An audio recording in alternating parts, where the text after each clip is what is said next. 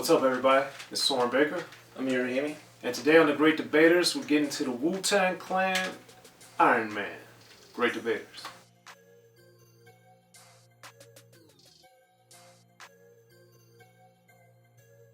So Amir, today on The Great Debaters, we're going to be going through a little Wu-Tang, Ghostface Killah, Ironman album. Now to me, this album always kind of gets overlooked because after the phenomenal 1995 where we had Raekwon, Old Dirty Bastard, and Genius drop three of the best albums of the year, all in the same year, and all in the Wu-Tang solo albums, I think it was just a phenomenal run from the Wu. And then in 96, the only album that came out was the Ghostface Ironman album, which we're talking today about the three best songs on there.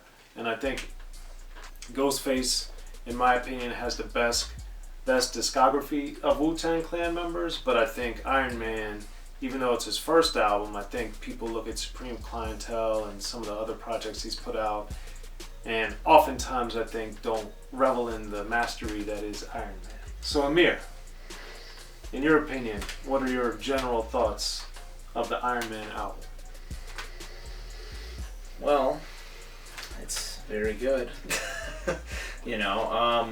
I mean, it's another one where one thing that makes me very, I respect Wu-Tang Clan a lot, clearly, but one thing that makes me respect them even more is, as you can see on the cover, it's got Ghostface, it's got Capadonna, Raekwon. It's clear that Wu-Tang is a family, especially at this time. They're making a lot of all their music together. They had no problem passing the mic around. It wasn't, this person's a mic hog or this person's above the rest. On the album it says, featuring Capadonna and Raekwon. Even Raekwon has the first verse on the album. So I think that when things are so selfless, it just shows. And this album, it's more of a collaborative project than just a Ghostface project. Just like how Only Go for Cuban Links was. Right. Ghost and Ray and the Wu members and etc. So I like that a lot. But getting into one of my three. Okay. Track 2, Wildflower, has to be one of them. One of the shorter songs, maybe the short. No, I don't think it's the shortest, but one of the shortest songs on the album. I never seen the movie that it samples. I think it's JD's Revenge or something to that of that name, where the woman and I saw the video, the clip on YouTube, and I thought it was so funny of the woman laying in bed and then the guy who I presume is a pimp dressing up, and then he gets to a fight with the husband. But anyways, the song itself to start off like that, and Ghostface's lyrics started off and saying he held her down in malls, she worshipped his dick like a cross, he long dicked her, broke the ovary. It's just the things that Ghostface says, the picture that he paints in these songs, these stories that you can't even, I don't know how this guy makes this stuff up, or who knows, maybe they're true. But especially the ovary line, I think is so funny because years later when they were making his his action figures, toys, one of the commercials, which you should look it up on YouTube, when you click the button, it says, "Remember when I long dick you and broke your ovary?" I think, first of all, let me tell you something. I have 4 of those dolls. Not one of them works. I've clicked the button on all of them. I've changed the batteries. I've never been able to hear a working doll. So that's very upsetting. But anyways, Wildflower has a ton of gems on it. It hurt him that this woman would give his pussy away while he's on tour and whatever, and just the things he says, if you're dry, spit on the dick, put it in, the washing machine's on spin, it's just, right. It even makes the biggest hoe call rape. It's just ridiculous, bro. It has to be one up there. It's very, very crass, I guess is a good way to put it. But it also, in addition to everything that you said, I also thought it was interesting that he's so angry toward the woman for doing him wrong, which I thought was interesting because normally, in rap songs, it's really just focusing, not always of course, but a lot of the time it is focusing on the sexual prowess. So for him, even in the midst of all of that, to say that she was doing him wrong and doing all this other stuff to him, I thought it was interesting. So that was a very startling early track on the album, and despite really there's of course, no bad songs on this album, but it's not one of my top 3. And, as we look at Iron Man, I think one of my favorites, and it's the perfect combination of the sonics and the beat, is Assassination Day. So that one, because I've always really thought that Inspector Deck is probably the most unheralded member of the Wu-Tang Clan, and I think on this track, he and Ghost in particular, I think, are amazing, and just Inspector Deck's style and his phraseology and how he, approaches songs kind of from this very different way than the kind of very illustrative, imaginative way that Ghost and even Raekwon do. Inspector Deck has a different style of his imagery and a different way that he approaches it, and I think he's just phenomenal on there. And then Ghost, of course, is phenomenal, but the beat on Assassination Day to me is so good that that may be my favorite beat on the album. I just love it. Oh wow, damn, big praise. And that's not one that I hear a lot of people talk about, so I wasn't expecting that one from you, but it is good. And like you said, there aren't any bad songs. And just a little thing I want to say out there too, the original pressings do have the song The Soul Controller. So if you haven't heard that one, look that one up. That's another great song. Not one of my picks, but I just want to say that one out there. And I forget if it's a CD pressing that only has Marvell, which I think it is. Maybe the vinyl too, they repress. But if you haven't heard that one, check that one out too. Second pick for me. Okay. I don't think you would assume that I'd pick this one, but it has to be All That I Got Is You. Just because I know on this show a lot of people probably think I don't like the female choruses and all that. But, we don't think, we know. But Mary J on the album version, Mary J does so well.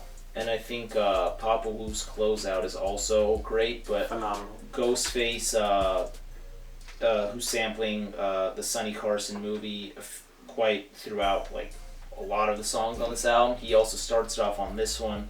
The instrumental really sets the tone. It's very different from the rest of the LP. Right. And talking about the imagery that we were hearing in Wildflower, we hear a lot of imagery here, but obviously on a very different mood. And it's very sad, and it's, I feel like this song kind of gets forgotten in the midst of, like the Dear Mamas, right, or the Hey Mama, Kanye, Dear Mama, Tupac, and all the other mother songs. This song should be up there. How he's talking about living in a house of 15 people, how 2 at the feet, 2 at the head. He didn't like to sleep with Johnny peed the bed. These are like things that growing up, at least I didn't have to deal with. So it's things to be grateful for, things that you don't think about. He had to pluck roaches out the cereal box. He asked Mommy, where's the toilet paper, use the newspaper. Like, it's kind of funny, like, when you hear that, but it's reality. It's sad, knocking on the door, asking for food and money for your neighbors. It's sad, it's reality, it's what he went through, it's what a lot of people like him went through, and probably in the Wu-Tang went through. So I think it's something that's very important. The instrumental was perfectly suited, and Mary J really was essential to this song and what I think Ghost was trying to capture. So this song, I feel like, is a must, and it's definitely one of my favorite songs in Ghost's catalog altogether. Yeah, I agree wholeheartedly. I'll pick, that one is one that I would really put in the top 3, but I want to discuss some other songs too. But that song is phenomenal for all the reasons that you named, and I also think it's important to show Ghost does this throughout his discography, but it really shows his ability to tell these stories that are very heartfelt and insightful and have some very personal touches, but then also speak to larger societal ills, and not in a super preachy or whiny complaining way. He's doing it more as like, this is stuff that I went through and had to deal with.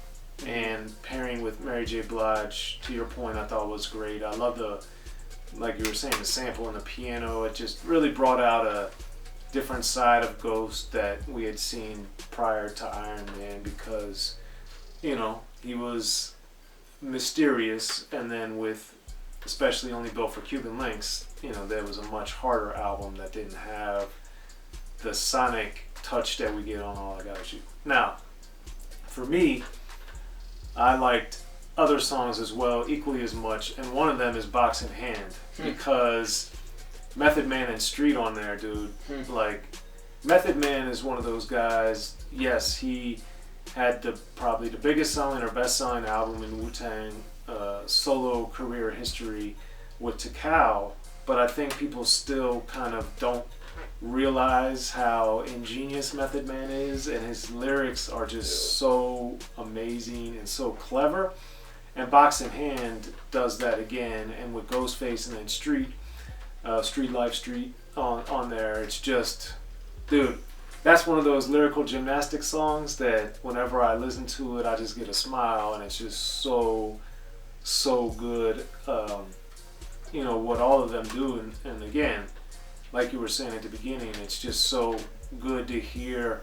Yeah, these aren't quote unquote Wu-Tang songs, but the way that they're able to, you know, bob and weave and stick and move and get on other people's songs and still make it definitely feel more Ghostfacian, but still add that Method Man element to it. I thought it was amazing. Correct. And Method Man is too just one of those rappers who I wish his solo career was, you know, a little better, especially after Takao, the original, got lost in the flood. But he's someone who will always bring it on a feature, man. His feature resume is really impressive. Like, just look back at the features he's done, and you're like, yeah, wow, it's pretty amazing. It's pretty great. So, what's your third pick, Amir? So my third pick, I was battling between Daytona 500 and Iron Maiden. And what really edged it out for me was the Force MDs. And the Force MDs on Daytona 500 I thought was such an excellent touch. I thought the intro, the little singing, little harmonizing, bringing in the sample was just super awesome. And their chorus is just great. So that's the reason I picked that over Iron Maiden, because for me those are really, really kind of neck and neck. Raekwon starts it off, and this is one of those songs that I'll admit I don't know exactly what they're talking about the whole time. I just don't.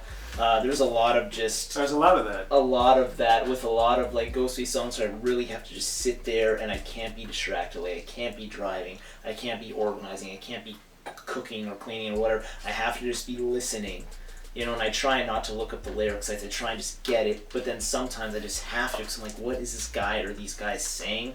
Capadonna's verse is the easiest to understand in this one.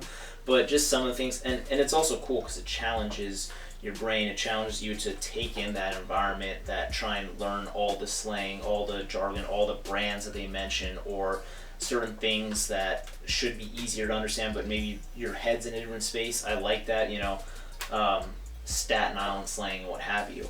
So that's one of those songs that for me was a little harder to understand, but it challenged me to understand it.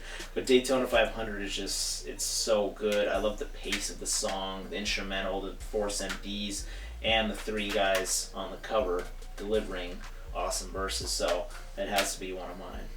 Well, I think the three guys on the cover are on one of my other favorites, Fish. Ooh. That's a good one. So Fish, I remember it was so startling when I first listened to the album, because I remember that beat in particular was the one that stood out to me as the best beat on the album. And when I looked at the credits, I was like, wait a minute, RZA didn't even do that. True Master did that? I was like, oh my goodness.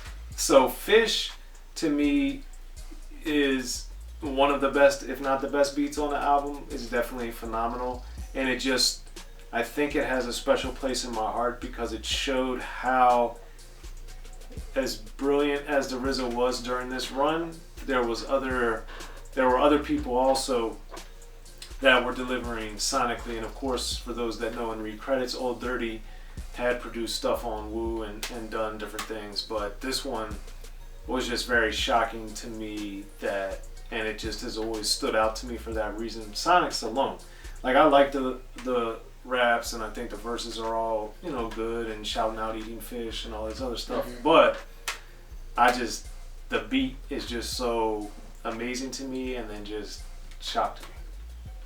Dude, I'm shocked that we did not pick a single song the same. Well, I don't know if that's happened before. Well, All That I Got Is You is probably should be one of my top 3 because it is such an amazing song. But this was a rare album where the songs that didn't have the stories like that or didn't have those personal touches, while I resonated and connected with those in a lot of ways, for some reason the beats and the lyrics and the styles of the other songs just hit me harder, which is unusual, but that's how it is with Ironman. So there it is. Hey man, it's a 17 songs on the original CD version of just excellence, so. No doubt about it. But those are my picks and Amir's picks. What do you guys think? Be sure to hit us up in the comment section, like, subscribe, and share Unique Access Entertainment and Rappin' and Snackin', and pick up your Rappin' and Snackin' gear if you haven't already, and head over to BigHerc.com to get that Unique Access gear as well. White, navy, and black shirts for those that are wanting those. But I'm Soren Baker. Amir Rahimi. Great debaters, y'all.